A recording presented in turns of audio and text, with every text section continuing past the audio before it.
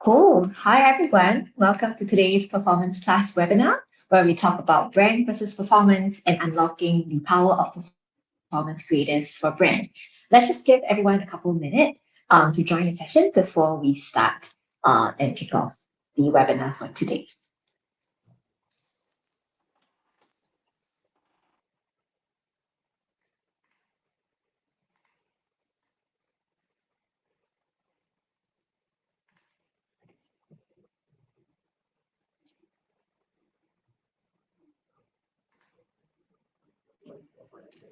Just another minute so that everyone can dial in.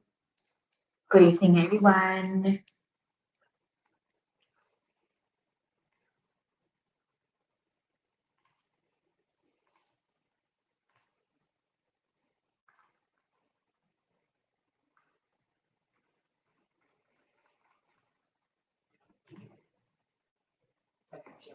Cool.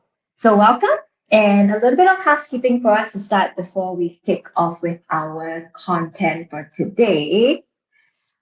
This is an informal education session where we aim at providing insights from our experts. Please ask any questions you have using the Q&A feature that you see on the interface. We will answer them at the end of this session.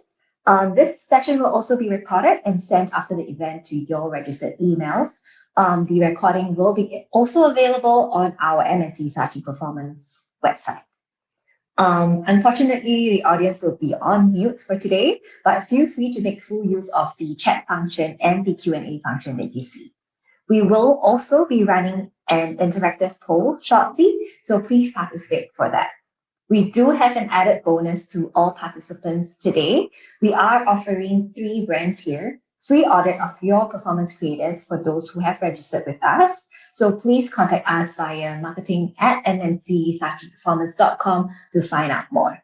So while we kick into the session, let me give a summary of what we would be talking about today. So in this ever-changing digital marketing landscape, there are 2 types of creators that stands out: brand versus performance.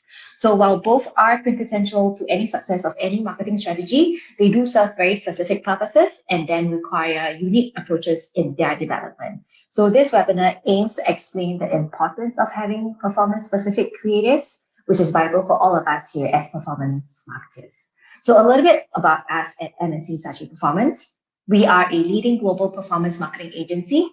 We started back in 2006, initially focusing on mobile, and have since expanded to help brands thrive in the digital landscape. We have an heritage in growing brands and can tailor our services depending on what each advertiser needs. And one of those services is our own in-house performance creative studio.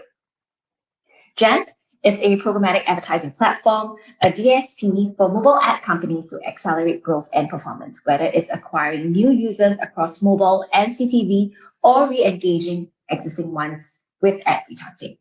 I'm Melissa, and I'll be moderating today's panel. I'm Country Director at M&C Saatchi Performance Singapore and have been working with brands across APEX, across multiple industries like super apps, e-com, entertainment, and fintech. I'm delighted to welcome our speakers today who have a wealth of experience across successful performance campaigns and design. So to humanize our interactions in this virtual context, each of us will be sharing an interesting fact about ourselves. Starting with me, I am an avid Candy Crush gamer since 2012.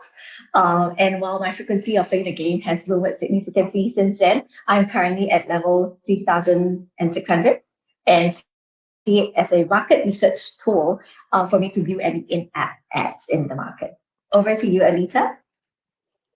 Thank you, John. Hi, I'm Anita. I'm the Global Head of Sales at M&C Saatchi Performance. I've been with the agency for 4 years now, but I have over 10 years of experience in the industry, working across mainline advertising, digital, social media marketing, as well as performance. My team and I work on a lot of global clients across regions. And I'm really excited to be here, hopefully share some interesting, insightful tips about how we can build strong performance creatives. About the interesting fact, for the past few months, we've been working quite a lot with our Indonesia team. So I thought I'd learn a bit of Bahasa. It's been almost 95 days now, and I'm still pretty bad at it. So I would say progress over perfection. I think how we should also approach our performance creators. Over to you, Ben. Before we move to Ben, Alita, to all the Indonesian audiences, feel free to have your questions in Q&A in Bahasa, and Alita will get back to you on that. Over to you, Ben. I will try, yeah. Nice. I look forward to those questions as well, to be honest, Alita. Cool. Hey guys, my name is Ben. I've been working digital marketing for the last 14 years now, and ad tech for the last 10 years. I've been really lucky enough to work and live in all around the world, in South America, in Europe, and now in Asia, where I head up the APAC team for Jamp. I also have a snippet, a little taste of branding exposure in my career before working in ad tech. So very much looking forward to discussing this with you and sharing my learnings along the way. Interesting fact, I'm a new father. A very proud father. My daughter is now 8 weeks old. So I am very much in the thick of sleepless nights and this roller coaster journey of emotions and not having too much time for myself. So yeah, that's my interesting fact. And I always think that my beard actually is probably quite a good reflection, a little snapshot of my life right now. So I'm certainly a bit rough around the edges currently with this new life experience. Thanks, Ben, and congratulations. Before we kickstart the session, we have an interactive poll for all you marketers out there, just to know you a little bit more as well. So let's get started with the question. You should be able to respond directly through the interface.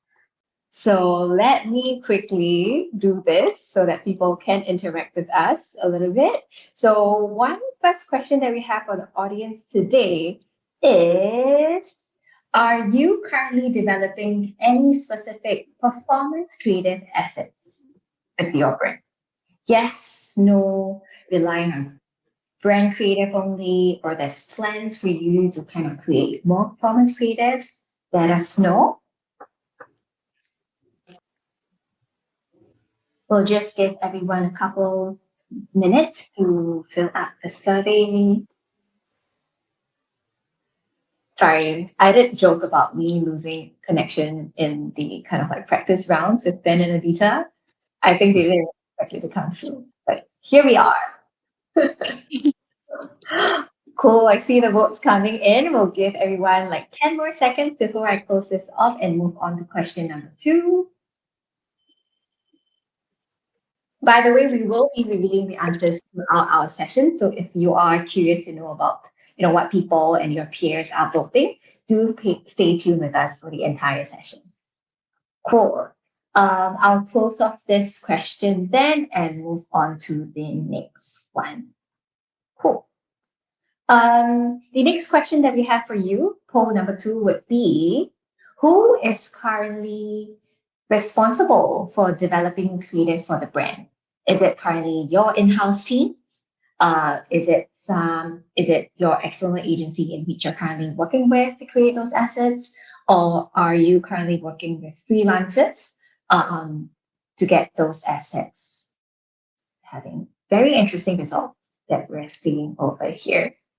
Cool, same thing. We'll give everyone about 30 seconds to finish up the voting.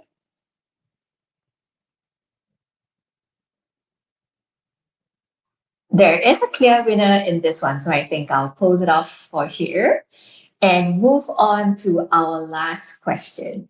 Same thing as how we have like technical errors for any webinar. It is also definitely not a tech webinar if we do not mention the letters A and I. Hence, for poll number 3, the question would be, are you using AI for generation or analysis of creatives? 1, you're using it for generation. 2, you're using it for analysis. Both or none at all. Again, giving everyone 30 seconds on this before we move on to the meat of our session.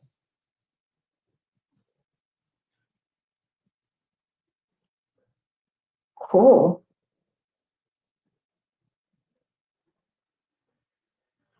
A little bit more, maybe 10 seconds, and we can close off the poll while I try to share my screen without crashing the session again.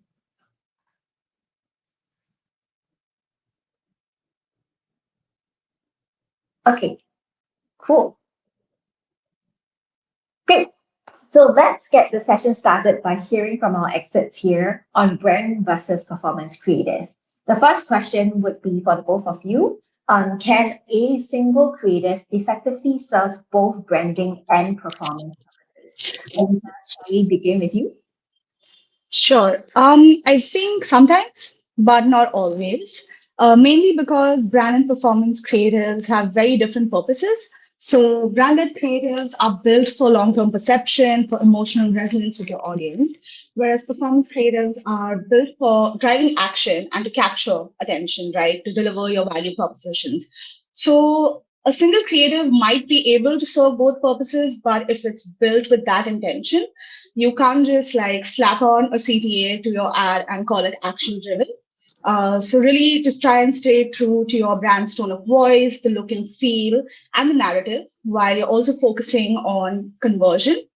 I think when it's done right, performance ads become like this natural extension of your brand, just with more clear direction and that intention of driving action. Cool. Same question for you, Ben, and also adding on if you are able to share on how do the goals of branding campaigns typically compare to those of performance campaigns, and in terms of how do they differ in impact and measurability. Yeah, cool. I think it's what Alita said that that's certainly serving different purposes. So I don't essentially they shouldn't really be interchanged in terms of branding and performance. If you think of some of the best branding ads in out there, you know, you have the Nike campaigns, you have the Red Bull branding campaigns, you have the always like a girl campaign.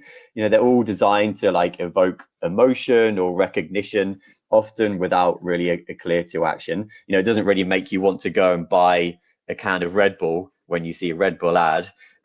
It's better, you know, watching all of these cool extreme sports athletes probably makes you think that it's quite a cool brand, and you might have some brand affinity to that particular brand. And on the other side, you have those performance creatives, which Alita said, they drive immediate actions like installs, sign-ups, purchases, and ultimately prove return on ad spend. You know, they're built designed completely for this purpose with like focused messaging.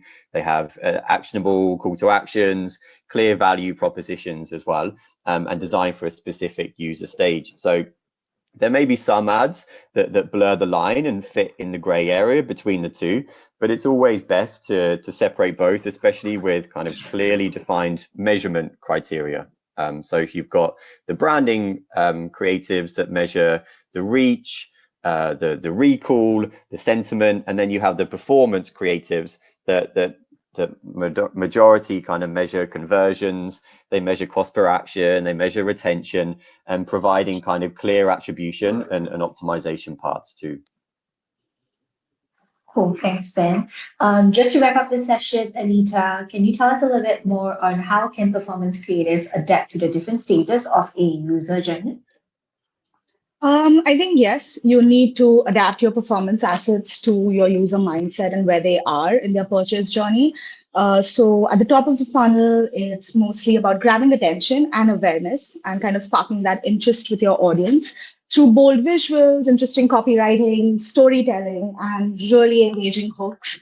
Somewhere in the middle, you come to consideration and education, where you talk more about your features, your key messages, your USPs, or even social proof. And right at the bottom, it's about urgency and driving that action. So using super clear CTAs and offers and promos or even testimonials that can lead your user to actually convert. So I believe it is quite important to tailor your performance assets to both your campaign objectives as well as your user mindset. Definitely. So let's kind of like review together our poll answer for question one, where we did ask marketers whether they do have specific creatives for performance. And Ben, are you surprised at the results? To be honest, I thought there would be more people out there with specific performance and creative assets. It'd be really interesting to hear as well from people that don't have specific performance and branding creatives why that is the case. I'm sure there is some justification there as well. But normally to separate these with clearly defined objectives is kind of the way forward, and what people should is best practice. But I'm sure there's a grey area, and it'd be quite interesting to hear from people why they don't separate these. Yeah, I think we're sitting around in a room of very advanced performance marketers, which is why we see the results that we're seeing now. But guilty as charged, we have run campaigns on our end due to kind of like limitations that runs the same creative across awareness objectives as well as performance objectives. So that's definitely something that is still existing in market today, which is why we needed to deep dive in this particular session. So moving on to the next session on why performance creatives is essential for marketers. Alita, can you expand a little bit on why do creatives play such a critical role, especially in performance marketing? Well, I believe that creative is like an important pillar to performance marketing strategies because it's literally the first thing that you see or people see on their phones or wherever they are. And it could be the reason why they stop scrolling, interact with your ad, or they don't. So if your ad doesn't really catch attention or doesn't feel relevant to your audience, it probably won't land. I think that a good creative can actually do that heavy lifting for you. It grabs interest, it can help get your message across really fast and actually make people want to take action. So it's really about the difference between someone skipping past your ad or clicking through. And end of the day, I think that creative does really play that key lever in making a good performance happen. For sure. And then Ben, how does creative performance then contribute to the overall success of a marketing strategy? Cool. Yeah. So I recently read, I think probably from ChatGPT, that on average we see between 6,000 to 10,000 ads per day. Now that's a crazy number of ads. I was quite shocked by this stat, and it's I calculated about 10 a minute. And I'm sure, I'm included in this. I'm sure if we ask the audience what is the last ad that they saw, a lot of brains will be ticking for some time. I personally wouldn't be able to recall that. But my point being is that as marketers, it is a very crowded marketplace, probably more so than ever right now. And so we need to make sure that the ads really stand out and cater for the audience who we want to target as much as possible. As Alita said, the creators are the face of our brand right now. So, I mean, in terms of performance creatives, a well-designed one can really directly impact the return on investment, driving better conversion rates. And the maths, the geek in me loves performance creatives, particularly because it generates measurable data as well. You have insights that can help redefine your strategy, can improve results, scale what works, really test what doesn't. And giving one example here in terms of the e-commerce vertical, we have performance-based creatives that can reflect these user behavior trends, helping brands highlight best-selling or trending products based on the real-time signals that we get, based on click-through rate or conversion rates. And you have formats like DPA, dynamic product ads, that reveal kind of what really resonates with different audience segments too.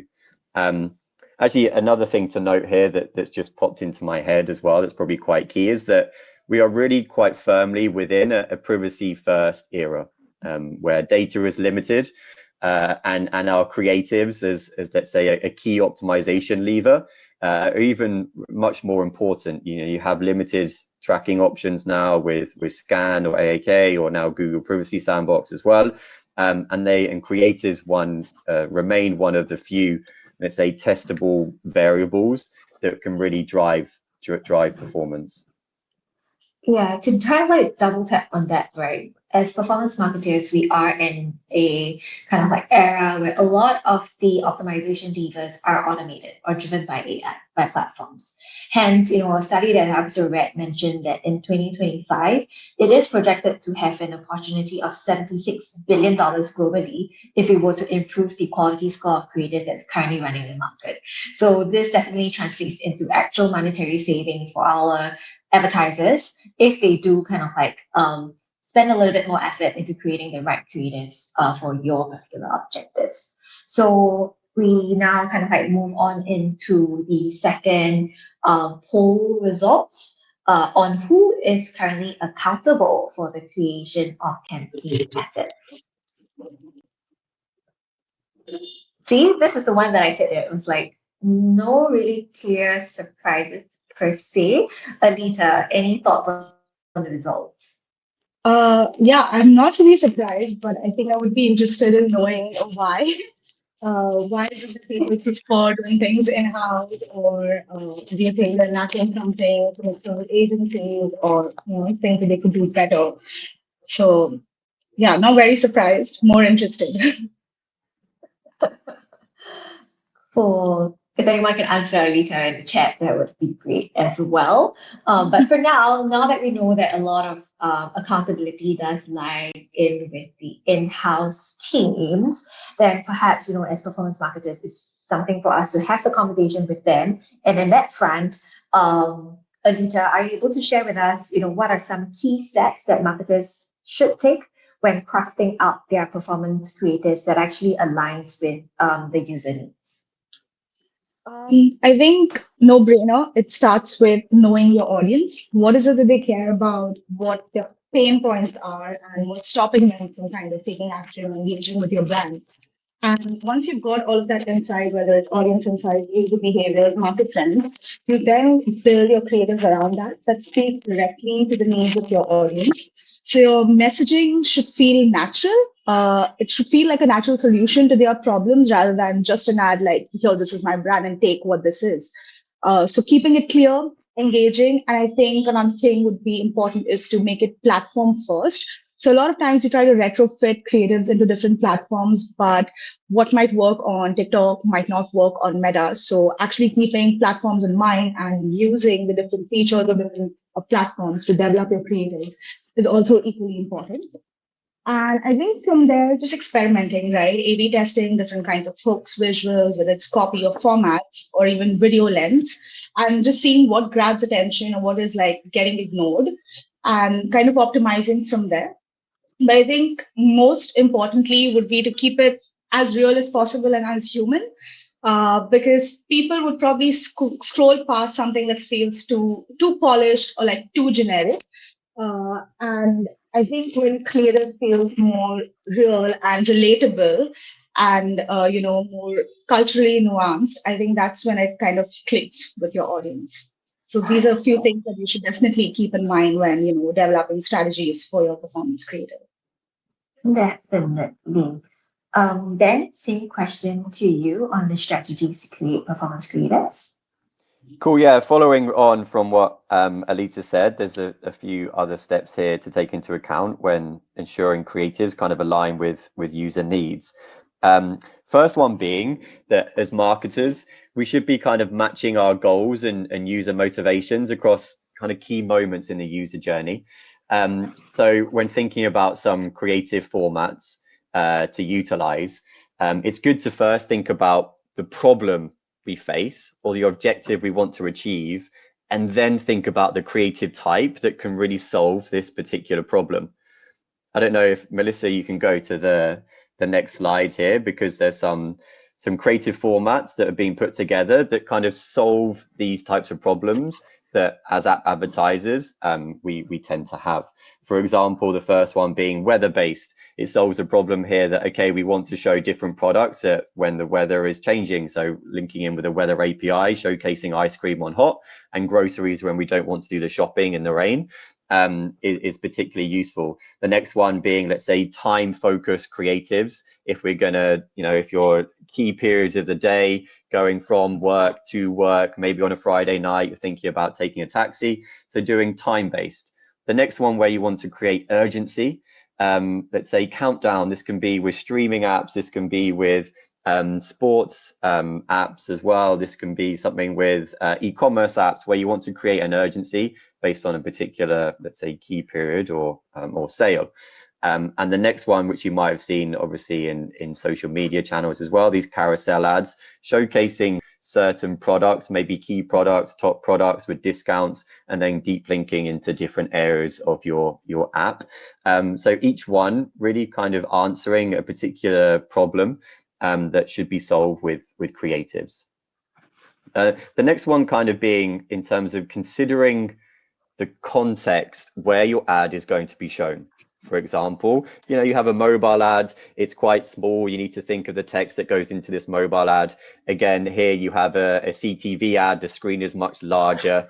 It's traditionally used, let's say, as a branding channel, but now lots of advertisers are starting to adopt it as a performance channel as well, where you can track the installs and events that maybe users are doing on a mobile device once seeing a CTV ad. So for example, the size of the ad should be taken into account, the device, how a CTV ad is not clickable. Maybe you should have a QR code. Does it work? Does it not? These things should be tested and taken into account when kind of building your ads. And the third step, I think we can't go with a creative webinar without talking about testing, and testing simple and test smartly as well. I would say, don't limit your strategy to traditional ads, test a wide variety of ad formats as well. And if you've tested one format that doesn't work on one partner, that's not necessarily means that it's not going to work on another partner. There might be other external factors that really influence this too. Great. Testing is definitely something that we encourage our clients to do, and with that definitely needs a lot of assets to begin with. So why not we check out the answers for poll 3 for our last question on whether people are adopting AI for generation and analysis. Then have a look at the results. I think a lot of people said both, which is great. And then some of them are using it for generation only, and some of them are using it for analysis. Some of them said none as well. Ben, what's your take on AI adoption then? Nice. That's really cool. That's cool that everyone's kind of using it for some type of interesting or creative format. And I think that, finally, no webinar is complete without AI being mentioned. And I'm sure everyone here is adopting AI into daily lives as well and having conversations with ChatGPT. I certainly am. And it's incredible how much it knows about, let's say, bringing up a newborn baby. Who needs midwives and doctors anymore when you have ChatGPT? No, but actually, I should put a disclaimer there. That's not doctor advice. I'm certainly not a doctor. But anyway, the opportunities are really kind of endless with AI. And in particular, using it for something like ad creation. So currently in this, if we take the setting of the world that we live in now, we're showing one ad to many users. And it's quite difficult to scale this to more of a one-to-one model. Mainly why is probably due to these limitation of resources. However, now obviously with AI, this is not really a limitation, and we can create highly personalized, dynamic, creative content tailored to the unique needs and requirements and wants of each consumer. Which particularly comes very useful when you're showing ads across borders. Southeast Asia, you have different cultures, different languages, and AI really allows you to do this. So with Apple, the parent company of Jamf, they've recently built an AI tool that does exactly this. So you can build thousands of personalized ad creations based on kind of user behavior and how users engage with content that feels really, let's say, tailor-made for them. So you're kind of moving towards from a one-to-many to moving towards a reality where one ad is shown is a bespoke ad to that one person, and you're creating billions of unique creatives as every day. And it's quite exciting. It's powerful. It shocks in every moment. And to be honest, I think this is just the start, to be honest. I haven't got a demo. It's called Optics AI. But if anyone is interested in it, then reach out to me on LinkedIn and I'll be happy to arrange something. But yeah, very exciting times on how AI can be used to solve a problem on ad creation and the limitation of resources that we face in every company now. For sure. Sounds like a very interesting tool. So just kind of like continuing into our next session for our webinar, I read Adita's thought piece on this, where she did mention that performance creative is the balance of art and science, and I particularly love that. So this naturally brings us to the topic of measurement, right? So Adita, can you tell us a little bit more on how can creative analytics help marketers optimize their ads for better performance? I think creative analytics is great and it really helps us develop better creatives, right? So both quantitative as well as qualitative analysis, I think, is a key to make your ads perform maybe smarter. So with quantitative analysis, your numbers kind of tell you what's working within your creatives, right? It could be different elements, and you can really break it down into different elements like your hooks, your CTA, your copy, or even which formats are kind of, getting the most kind of engagement.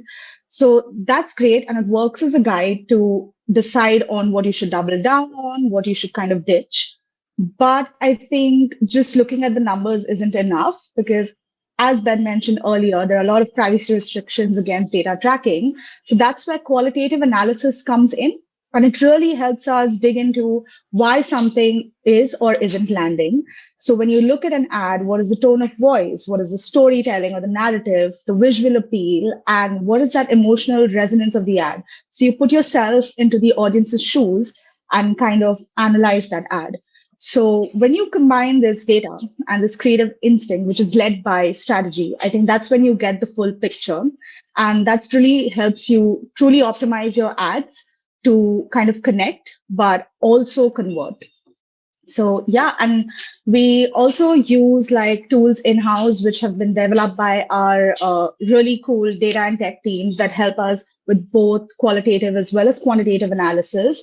And the great thing about that is it helps us customize things, these solutions, according to what our client requirements are, or what is it that we actually want to see within the creative, whether, some people might want to look at certain parameters or not. So the customization really helps. So I also don't have a demo, but if you are interested, please reach out to us and we can definitely kind of take you through it. Yeah. Great. Thanks, Anita. So when we're talking about measurement, Ben, can you share a little bit more about like what are some key indicators that show whether a creative is performing well in a particular campaign, given that it's performance and usually it does take a little bit of time before we get the conversion data in? Yeah, definitely with performance metrics. I mean, we can talk about the standard performance metrics like click-through rate, conversion rate, impression to install, impression to event. You might even look at view-through attribution or click-through attribution in mobile ads. But I think we're all quite familiar with these as marketeers. But I think what I wanted to touch upon is those engagement signals that can be used with these performance metrics can really to really drive better results. First one being the video watch time. How many seconds users actually watch a video can really indicate where the content is holding their attention. This particular point also comes into play with attribution, with engaged views or engaged clicks, but I won't touch upon this. This is a whole different webinar. And then you have another metric with ad visibility, measuring what percentage of that ad was viewed before a user kind of, let's say, scrolled away. And this can really help gauge how much of the message is getting through to that particular user. And the third one being like heat maps. And interaction data on the ad itself. So understanding where the users click, is it on the particular image itself? Obviously, we know that if you kind of showcase a human, normally photos, people will click on the face normally. There might be on the call to action. There might be mistaken clicks where users are clicking on the X and mistakenly. So these types of heat maps can really be used in line with those performance metrics that we're very familiar with, in order to optimize your creative strategy.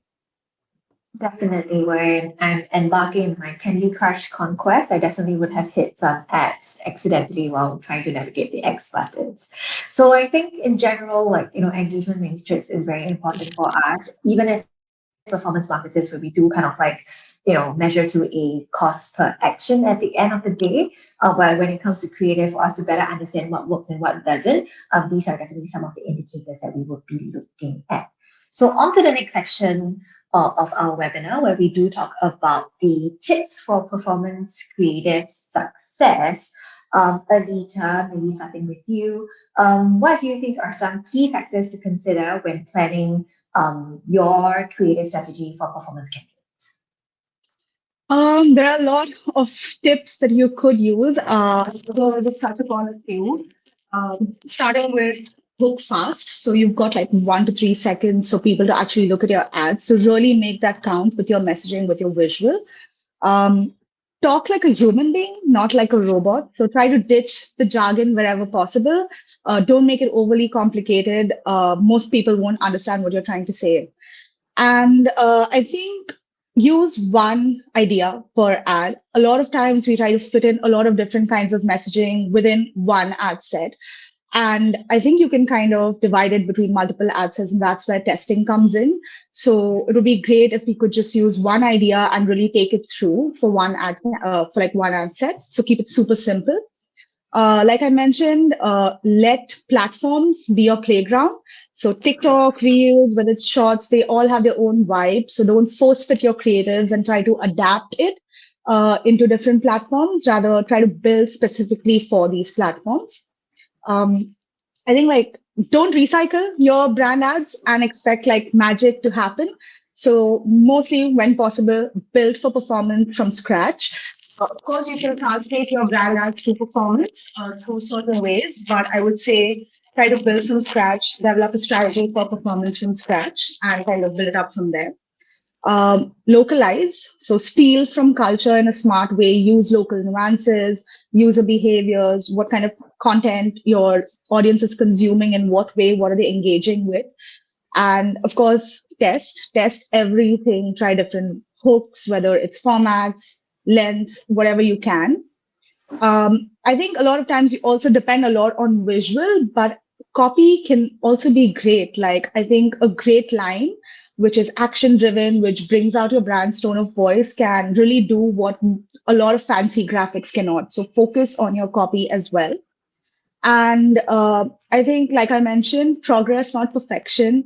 So ugly can sometimes win, especially when you're developing creatives for like UGC or UGC style ads or videos. The more organic, the more unpolished they are, the better they perform. Because it just feels a little more natural coming from an actual person who's probably not a designer or a copywriter or works in marketing. And I think lastly, when you're developing your ads, just watch them or look at them from the lens of a consumer rather than a creative or a marketeer. Because if you're not going to feel like interacting with or engaging with that ad or brand, uh, you can't expect your audience to do that.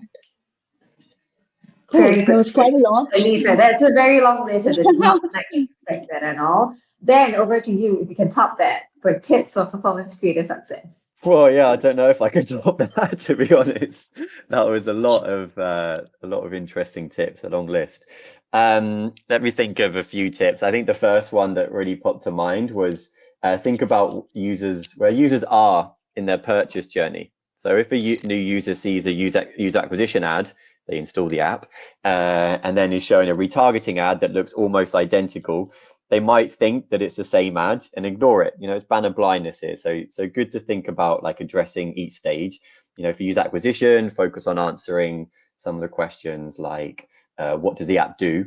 What can users do within the app?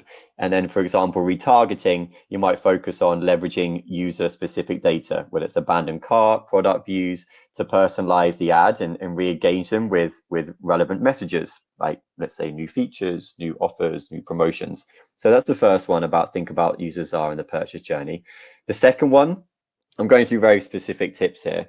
So the second one, make sure that the ads are accessible. So this is particularly important for video creatives, or for CTV creatives as well. So adding kind of voiceovers and subtitles really improve that accessibility and making your narrative more engaging and easier to follow. So think about users, because a lot of users will probably be watching videos without volume, maybe on public transport or somewhere, in public where they don't have volume. So it's important to add these accessibility features as well. You've got a list of AI-powered tools as well that can help automate these enhancements and reduce manual work for your team. And then the third one, which sounds so simple, but it's incredible how much impact this can have, is really plan your creative strategy around key dates and seasonal moments as well. So you have, major events, major promotions, you have like religious festivals as well, like Ramadan, you've got Easter coming up. It's very predominant in Europe. You have sports events such as kind of Super Bowl or the World Cup, or you may even have kind of a large promotion of a new season. You have Black Mirror out on Netflix and streaming app. And so really think about kind of before, during, and after in terms of, and you should have different, let's say, creative formats if resources allow, have different creative formats for each. So for example, I'll give an example here. Before the event, you can use, teasers and countdowns that I showed previously to build that anticipation. During the event, you may focus on urgency. So you may have like limited time offers, exclusives, and then after the campaign you can kind of retarget with showcasing maybe some post-sale promos or some even customer testimonials as well. All of these tips can really drive performance and creative success. Very good tips over there, Ben. Thank you for that. We actually have come to almost the end of our session, and then now it will be for Q&A.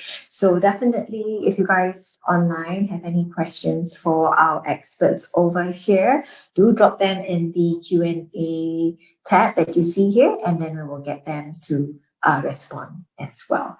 Let me just quickly look at the Q&A questions.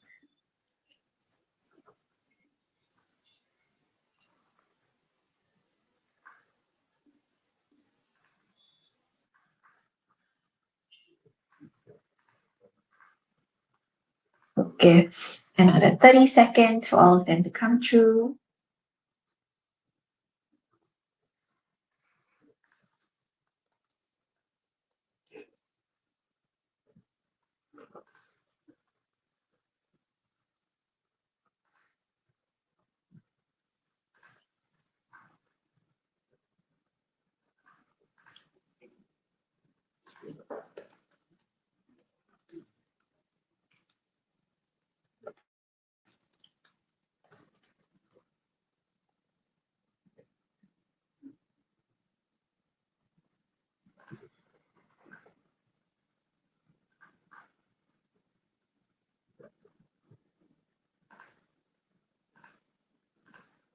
Okay, let's see whether...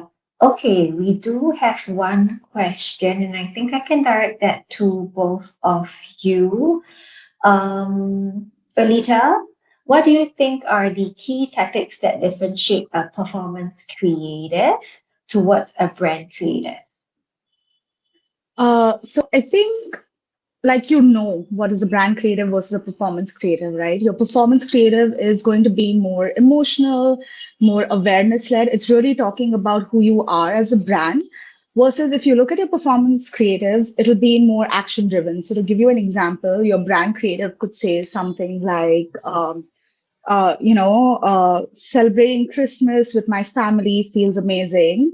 And what we do here together is probably build furniture, IKEA furniture together. But your IKEA ad for performance would probably be something like, great promos, or for celebrating Christmas with your family, build furniture together. So it's a little more action driven, where on one end you're talking about your brand and what IKEA stands for, that is bringing people together. Whereas in performance, it's more like, hey, here we have these products that can fit well into the seasonal moment. So go, there's a promo and buy it. So I think you can clearly tell between the two, because one is more emotion led and one is more action led. And I think that's the approach approach you should take when you're developing strategies for performance. Like, what do you want your audience to kind of know? Do you want them to know more about your brand and who you are? Or do you want them to kind of go and buy your product? So you need to make different kinds of ad sets or creatives for that. Cool. Thanks, Alita, for that. Hope that answers your question. We do have another one coming in. Ben, I'll post that over to you. How important would you say is the copy as opposed to a visual in performance? That's for me. Uh, Okay. Alita, go for it, please do. Alisa, go for it. Okay. I think both visual and copy are important. I think when you have such a short span of time, like I said, like 1 to 3 seconds to capture your audience, you can either focus on copy or visual. A lot of times you go with the 60-40 ratio where you have 60% for your visual, whereas 40% for your copy. But at the same time, like I mentioned, if you feel like you don't have a very strong visual, really depend on your copy. Like be very clear with your message. And it doesn't have to be very action oriented. You can still have like fun with it. But I think there's no one right answer to this. It's not like copy is more important than visual. I think they both play an important role. It's just about when you make that decision with what you have, what kind of assets you have to play around with, right? So that's when you leverage either of the two to get your message across. Yeah, I think also what I mentioned before in terms of the context where you're showing the ad as well. For example, on copy on a mobile ad, you've got a split second to really capture that user. Are you really going to do it with lots of copy? Probably not. So you have to keep it really simple in terms of the copy with a clear call to action on, let's say, the context of a CTV or offline or something similar, where you have the user's attention for a number of seconds. Then you can be quite creative with the copy that you have or voiceover. So I think in terms of thinking about the context is really important to answer that question, to see if you rather go more visual or have something that you can really explain in a few words, or more of a long-term, let's say, voiceover or someone talking about the brand. Ben, I do have a question for you because this is usually a question that a lot of clients have for me. How many creators should we be testing? You talk a lot about like test and learn. You know, what is the kind of best practices as to how many creators are rolling into market? Yeah, there's no real kind of definitive answer to this. It really depends on a number of factors. I mean, budget playing a key factor here. If you had unlimited budget, then you could probably test a number of different creative formats. Like some of the advanced creatives, if you just do statics or videos, and testing different variables as well. What I would advise to start with is to keep it quite simple. If you are going to test and do a split, let's say A/B test or ABC test, really think about what you want to test. Is it the general messaging? Is it the key USPs of your app itself? Or is it something that you really want to test in terms of colors on a CTA or let's say an anime visual versus, let's say, a human visual or something similar? So keep it simple and really make sure that you're testing with an objective in mind. But in terms of the number of creatives, it's very difficult because it really depends on your strategy and what you want to test. Definitely. Great answer. I'll copy and paste that for my next session with the clients for sure. Okay, I think we have time for one last question, and I see this one as being quite interesting. Is how would you tackle or balance brand consistency with creative testing as a non-D2C company, somebody investing in fintech with a longer sales cycle? Maybe Ben, you would like to take that? Interesting, very interesting. So, I mean, with a longer sales cycle, if you're looking at an app in terms of asking a user to invest and you want some brand affinity, what I would advise on the branding sense is to try to build as much brand affinity to your particular app as possible by focusing on some key unique selling points of your company. And then the performance side is more, let's say, short term as well. So once you have built that brand and once you have that brand visibility as well, I think the performance creators can come into play. So to start off with more branding campaigns, look at, let's say, the different branding channels as well.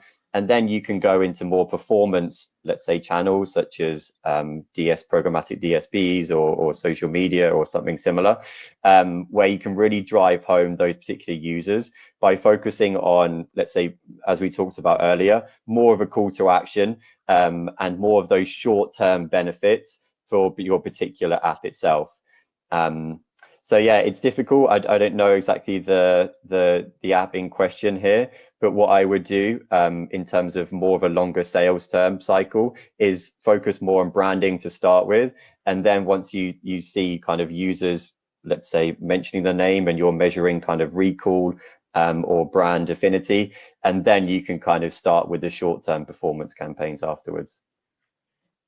Yeah, so just to kind of like double tap on that as well, like when we do deal with conversions windows or like windows where the conversions does come in a little bit later, we do look at a lot of like indicators prior to that, right? Whether there's kind of like a lead form action before that, whether like a salesperson has reached out, do they like there's many other tracking that we're doing down before we kind of get the conversion value in. And also, I think one very important point to kind of note is also checking at which point your audience in the funnel that do they belong to. So for someone that's like new to brand, haven't visited your website before, then usually, a brand comms messaging will reach them first. And then once they kind of land into your website or even downloaded your app, and then that's where we bring them down the funnel a little bit more. And that's where we need to track them with like a performance creative to see whether they convert on there. So it very much depends on where they are in the funnel and how long or whether they are moving down along it as we go along. I think we have